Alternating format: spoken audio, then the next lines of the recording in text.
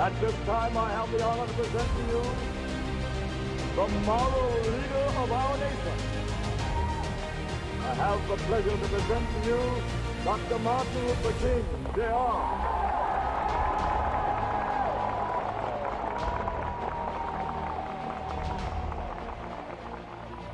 I am happy to join with you today in what will go down in history as the greatest demonstration for freedom in the history of our nation.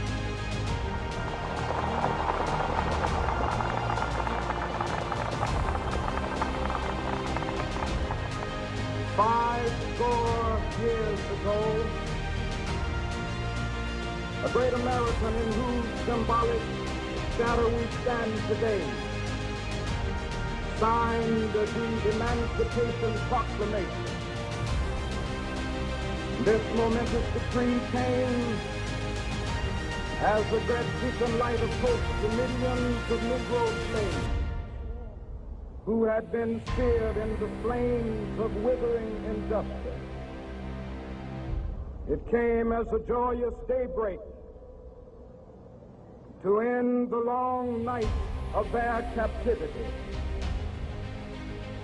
But 100 years later, the Negro still is not free. 100 years later,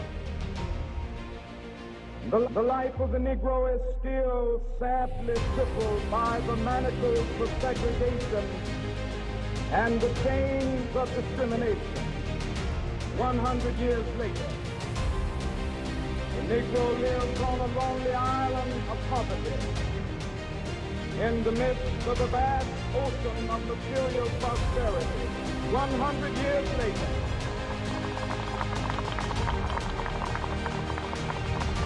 the Negro is still languid in the corners of American society. He finds himself in exile in his own land. So we've come here today to dramatize the shameful condition. In a sense, we've come to our nation's capital to cash a check. And the architects of our republic wrote the magnificent words of the Constitution and the Declaration of Independence. They were signing a promissory note which every American was to fall as. This note was a promise that all, yes, black men as well as white men, would be guaranteed the unalienable rights of life, liberty, and the pursuit of happiness. It is obvious today that America has defaulted on this promissory note insofar as our citizens of color are concerned. Instead of honoring this sacred obligation, America has given the Negro people a bad check, a check which has come back marked insufficient funds.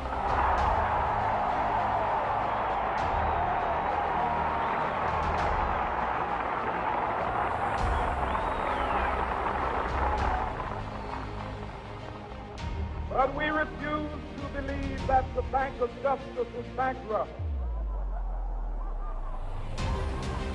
We refuse to believe that there are insufficient funds in the great vaults of opportunity of this nation. So we've come to cash this check, a check that will give us upon demand the riches of freedom and the security of justice.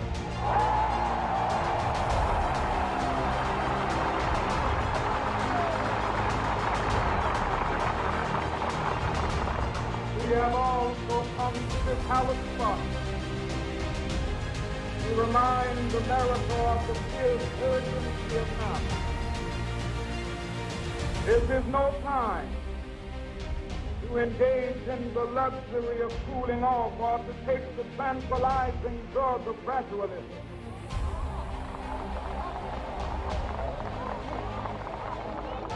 Now is the time to make real the promises of democracy. Now is the time to rise from the dark and desolate valley of segregation to the sunlit path of racial justice. Now is the time to lift our nation from the quicksands of racial injustice to the solid rock of brotherhood. Now is the time to make justice a reality for all of God's children. It would be fatal for the nation to overlook the urgency of the moment. This sweltering summit of the Negro's legitimate discontent will not pass until there is an invigorating autumn of freedom and equality. 1963 is not an end, but a beginning. Those who hope that the Negro needed to blow off steam and will now be content will have a rude awakening if the nation returns to business as usual.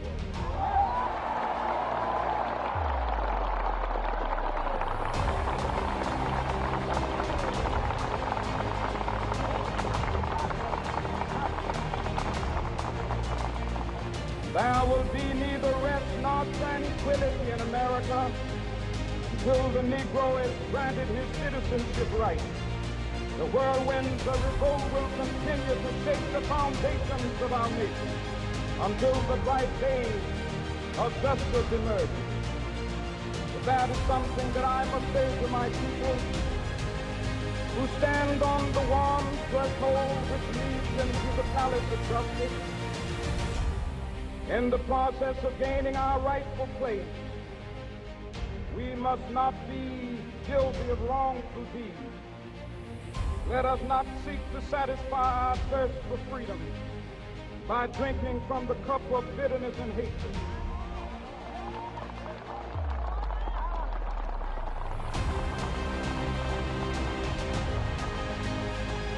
We must forever conduct our struggle on the high plane of dignity and discipline.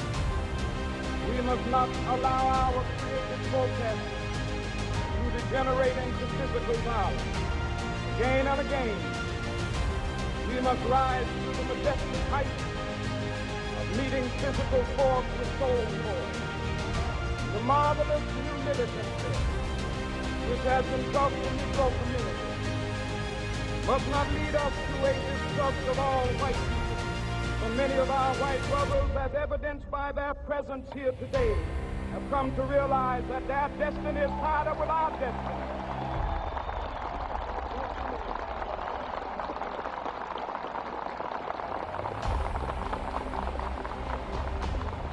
They have come to realize that their freedom is inextricably bound to our freedom. We cannot walk alone. And as we walk, we must make the pledge that we shall always march ahead. We cannot turn back. There are those who are asking the devotees of civil rights, when will you be satisfied? We can never be satisfied as long as the Negro is the victim of the unspeakable horrors of police brutality. We can never be satisfied as long as our body is heavy with the fatigue of travel, cannot gain lodging in the motels of the highways and the hotels of the city.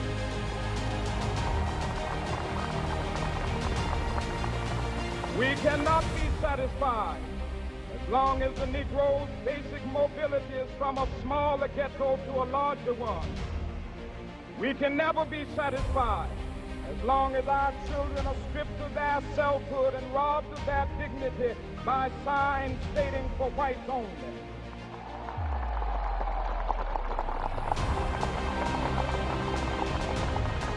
We cannot be satisfied as long as a Negro in Mississippi cannot vote and a Negro in New York believes he has nothing for which to vote.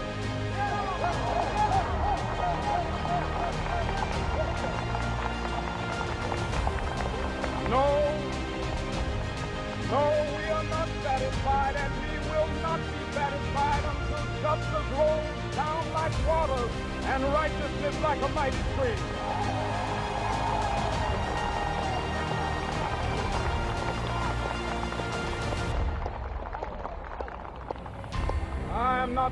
am mindful that some of you have come here out of great trials and tribulations. Some of you have come fresh from narrow jail cells. Some of you have come from areas where your quest for freedom left you battered by the storms of persecution, staggered by the winds of police brutality. You have been the veterans of creative suffering. Continue to work with the faith that unearned suffering is redemption. Go back to Mississippi. Go back to Alabama. Go back to South Carolina. Go back to Georgia. Go back to Louisiana. Go back to the slums and ghettos of our northern cities, knowing that somehow this situation can and will be changed. Let us not wallow in the valley of despair. I say to you today, my friends,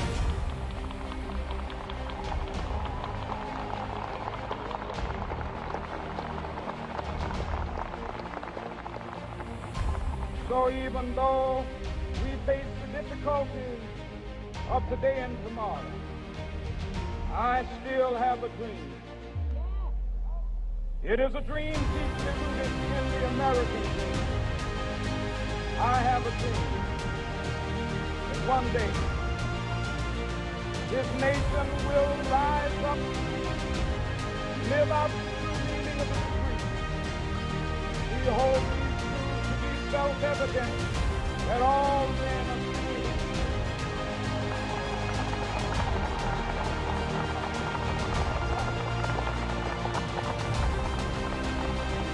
I have a dream that one day on the red hills of Georgia, the sons of former slaves and the sons of former slave owners will they be able to sit down together at the table of brotherhood. I have a dream that one day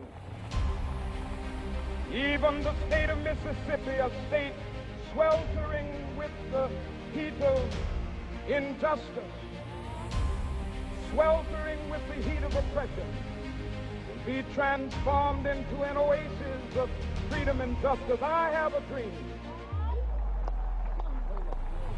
that my 4 little children one day live in a nation where they will not be judged by the color of their skin, but by the content of their character. I have a dream today.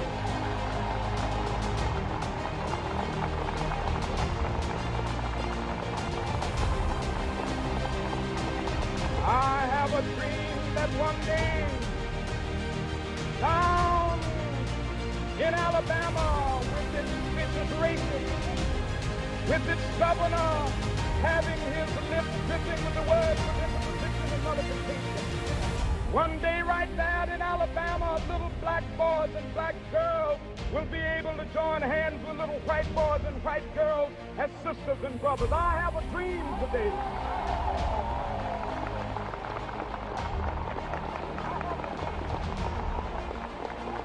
I have a dream that one day every valley shall be exalted, every hill and mountain shall be made low, the rough places will be made plain, and the crooked places will be made straight, and the glory of the Lord shall be revealed, and all flesh shall see it together.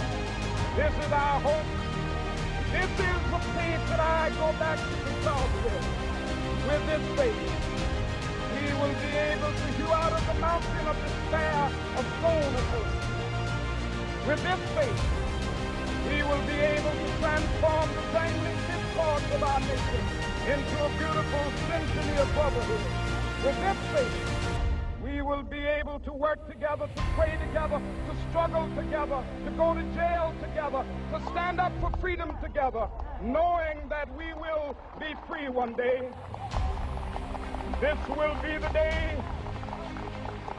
This will be the day when all of God's children be able to sing with new meaning, my country tears of thee. Sweet land of liberty of thee I sing. Land where my fathers died, land of the pilgrim's pride. from every mountainside. Let freedom ring, and if America is to be a great nation, this must become true. So let freedom ring from the prohibited hilltops of New Hampshire. Let freedom ring from the mighty mountains of New York. Let freedom ring from the hiking Alleghenies of Pennsylvania. Let freedom ring from the snow-capped Rockies of Colorado. Let freedom ring from the desert of California. But not only that, let freedom ring from Stone Mountain of Georgia. Let freedom ring from Lookout Mountain of Tennessee. Let freedom ring from every hill and molehill of Mississippi, from every mountainside. Let freedom ring, and when this happens, when we allow freedom ring, when we let it ring from every village and every hamlet, from every state and every city, we will be able to speed up that day when all the people and black men and white men, Jews and Gentiles, Protestants and Catholics will be able to join hands and sing in the words of the old Negro spiritual. Free at last, thank God Almighty.